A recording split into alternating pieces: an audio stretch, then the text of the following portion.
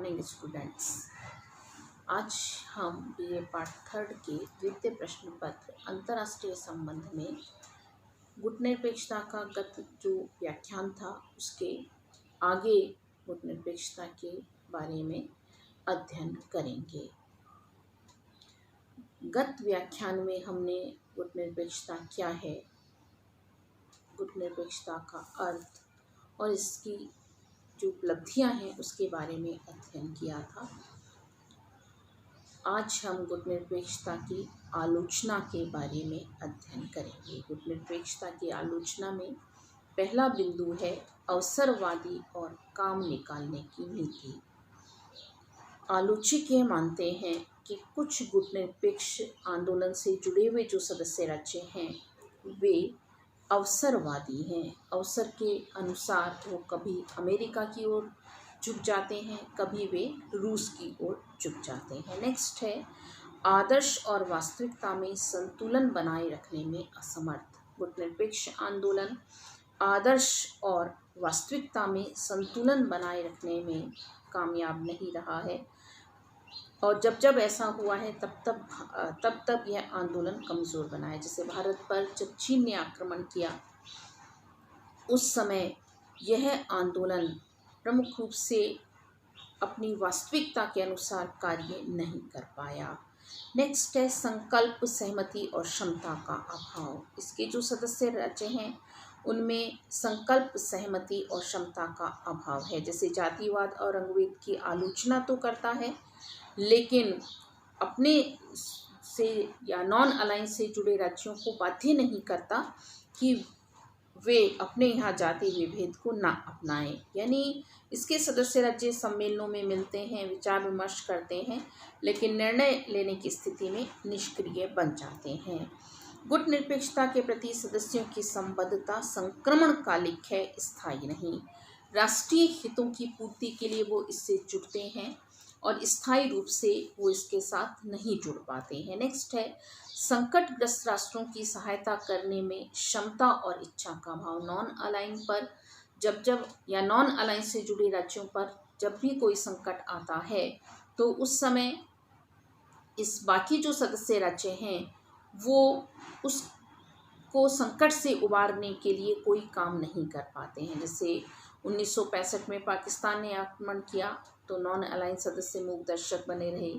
चीन ने वियतनाम पर आक्रमण किया, कुछ नहीं नॉन अलाइन मूवमेंट के द्वारा किया गया। गुटनिरपेक्ष देशों में पारस्परिक तनाव, बहुत दुर्भाग्य की स्थिति है इस आंदोलन के लिए कि इसके सदस्य राज्यों में आपस में विवाद है। जैसे भारत बांग्लादेश के बीच फरक्का नदी को लेकर है, भारत और पाकिस्तान के विवाद तो सर्वविदित हैं ही। यानी इसके सदस्य राज्य आपस में तनाव में संबंधों के आधार पर हमें जुड़े हुए दिखाई देते हैं। यद्यपि द्विपक्षीय मुद्दों को इसमें शामिल नहीं किया जाना चाहिए लेकिन दुर्भाग्य की स्थिति है कि जब इसका सम्मेलन होता है तो ज़्यादातर पाकिस्तान के द्वारा जो द्विपक्षीय मुद्दे हैं उन्हें उठाया जाता है। नेक्स्ट है कथनी और करनी में अंतर। इसके सदस्य राज्यों में कथनी और करनी में अंतर है। यानी इसके सदस्य राज्य कहते कुछ हैं, करते कुछ हैं। निशस्त्रीकरण की बड़ी बड़ी बातें करते हैं लेकिन खुद ही शस्त्रों के बहुत बड़ी खरीदार हैं।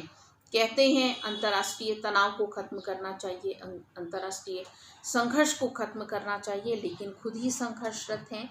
गुटनिरपेक्ष देशों पर आरोप लगाते हैं कि वे गुटनिरपेक्ष अन्य देशों पर आरोप लगाते हैं कि वे उन्हें लूट रहे हैं लेकिन खुद ही आर्थिक विषमताओं से जकड़े हुए हैं। मानवीय अधिकारों की बात करते हैं लेकिन अपने यहाँ मानवीय अधिकारों का खुलकर अतिक्रमण करते हैं। यानी नॉन अलाइन सदस्य राज्य कहते कुछ हैं और करते कुछ हैं। नेक्स्ट है समय के साथ गुटनिरपेक्ष आंदोलन का अवमूल्यन हुआ है। यह भी एक आलोचना हम कर सकते हैं। आज दो गुट नहीं है, तनाव नहीं है तो यह आंदोलन आज महत्वहीन बन गया है। क्षेत्रीय विचारों के संबंध में इसमें मतभेद दिखाई देता है और एक तरह से हम यह देखते हैं कि समय के साथ साथ यह आंदोलन अपना जो महत्व है वो खो रहा है। नेक्स्ट है नैतिक अपील। यह केवल मात्र नैतिक अपील कर सकता है आक्रमणकारी को यह खदेड़ नहीं सकता। जैसे अरब राष्ट्रों को आज तक नॉन अलाइन राज्य न्याय नहीं दिला पाए हैं। गुटनिरपेक्ष आंदोलन एक मूल्य रहित पैंतरा मात्र है। इनकी कोई विचारधारा नहीं है, कोई सिद्धांत नहीं है। मूल्य रहित राज्यों के रूप में या मूल्य रहित संगठन के रूप में हमें यह दिखाई देता है। नेक्स्ट है गुटनिरपेक्षता एक दिशाहीन आंदोलन। आलोचक यह भी कहते हैं कि यह आंदोलन एक दिशाहीन आंदोलन बन चुका है। इस आंदोलन की कोई दिशा नहीं है क्योंकि इसके सदस्य राज्य आपस में ही गुटबाजी करते रहते हैं। तो इस तरह से ये कुछ कमियां इस आंदोलन में हमें दिखाई देती हैं। नेक्स्ट है गुटनिरपेक्ष आंदोलन की चुनौतियां या दबाव। पहला दबाव है सैनिक दबाव। महाशक्तियां गुटनिरपेक्ष आंदोलन पर हमेशा दबाव डालती रहती हैं। यह महाशक्तियां सैनिक संगठनों के माध्यम से इसे घेरने का प्रयास करती हैं। जैसे भारत के विरुद्ध पाकिस्तान को हमेशा अमेरिका के द्वारा सहायता दी गई है। दूसरा है गुटनिरपेक्ष देशों में पारस्परिक तनाव और वैमनस्य, वो भी अपन ने आलोचनाओं में भी देखा। नेक्स्ट है आर्थिक पिछड़ापन। ये राज्य ज़्यादातर आर्थिक दृष्टि से पिछड़े हुए हैं, आर्थिक दृष्टि से कमज़ोर हैं और इसीलिए हम यह देखते हैं कि महाशक्तियाँ इन्हें छोटे छोटे लालच देकर अपने में मिलाने का प्रयास करती हैं। नेक्स्ट है यह एक नैतिक आंदोलन है। यह एकमात्र एक नैतिक आंदोलन है, यह दबाव नहीं डालता है। तो इस तरह से कुल मिलाकर हम यह मानकर चलते हैं कि ये कुछ चुनौतियां इस आंदोलन के सामने हैं। नेक्स्ट है गुटनिरपेक्षता की गतिशीलता और नूतन प्रवृत्तियां।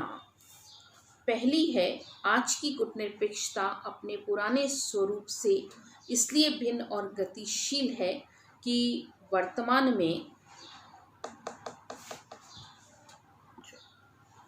समय के अनुसार गुटनिरपेक्ष आंदोलन ने अपने आप को परिवर्तित करने का प्रयास किया है। जैसे भारत ने यूएसएसआर से 1970 में 20 वर्षीय मैत्री संधि की थी। तो हालांकि उस समय भारत पर आरोप लगाया गया था कि भारत गुटनिरपेक्षता की नीति को छोड़ रहा है। दूसरी जो हमें नूतन प्रवृत्तियां दिखाई दे रही हैं वो ये है कि कुछ राज्य सैनिक गठबंधनों से जुड़े होने के बावजूद भी नॉन अलाइन मूवमेंट से जुड़े हुए हैं। हालांकि ये आवश्यक शर्त मानी गई थी 1961 में कि सैनिक गठबंधनों से जुड़ा हुआ नहीं होना चाहिए, लेकिन जैसे कुछ राज्य लैटिन अमेरिका के राज्य रियो संधि से जुड़े होने के बावजूद भी गुटनिरपेक्ष आंदोलन से जुड़े हुए हैं। तीसरी नई प्रवृत्ति यह है कि यह आंदोलन नव उपनिवेशवाद की प्रवृत्ति या डॉलर साम्राज्यवाद को खत्म करने का प्रयास कर रहा है। अगली नूतन प्रवृत्ति यह है कि यह आंदोलन आज एक आर्थिक आंदोलन बनने का प्रयास कर रहा है। राजनीतिक आंदोलन के बजाय एक आर्थिक आंदोलन का रूप धारण करता जा रहा है। ये लोग नई अंतर्राष्ट्रीय अर्थव्यवस्था की मांग कर रहे हैं और चाह रहे हैं कि नई अंतर्राष्ट्रीय अर्थव्यवस्था विकसित हो और नई अर्थव्यवस्था विकसित होने के बाद अंतर्राष्ट्रीय जगत में जो छोटे छोटे राज्य हैं वे भी अपना अच्छे ढंग से विकास कर सकें। धन्यवाद।